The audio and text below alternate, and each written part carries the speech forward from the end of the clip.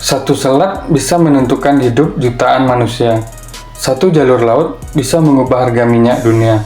Dan tanpa disadari, nasib banyak negara bergantung pada satu titik sempit di peta.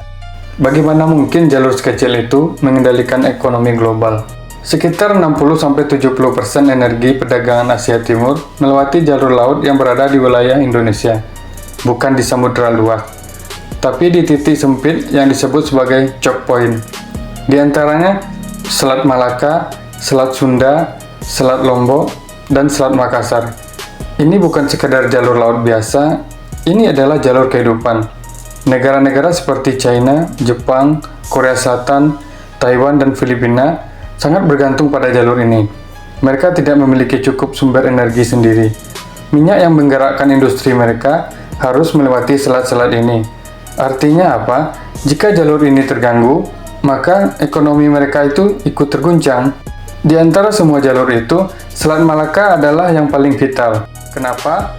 Karena ini adalah jalur tercepat antara Timur Tengah dan Asia Timur.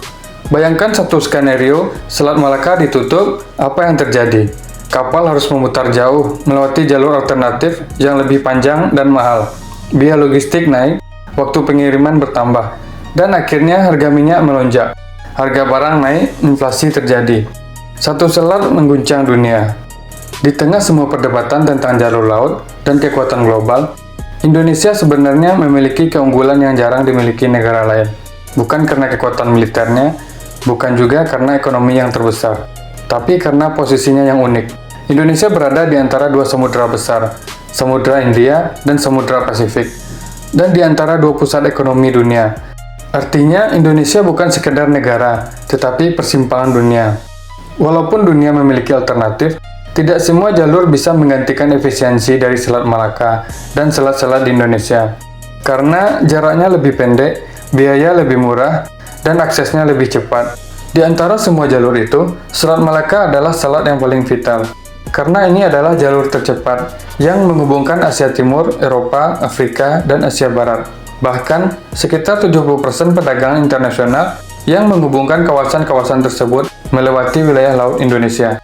Nilainya bahkan disebut-sebut lebih besar dari jalur strategis seperti Selat Hormuz. Satu gangguan kecil di sini bisa berdampak ke seluruh dunia. Bayangkan satu skenario, Selat Malaka ditutup. Kapal-kapal harus memutar melewati jalur alternatif seperti Selat Lombok. Akibatnya, biaya logistik melonjak, waktu pengiriman bertambah, dan harga minyak naik.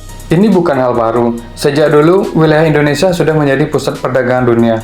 Pada masa kejayaan Kerajaan Majapahit, kekuatan Nusantara tidak hanya di darat, tetapi di laut. Majapahit menguasai jalur perdagangan, mengontrol pergerakan kapal, dan menjadikan wilayah ini sebagai pusat ekonomi maritim. Indonesia pernah bukan sekadar jalur, tetapi pengendali jalur dunia.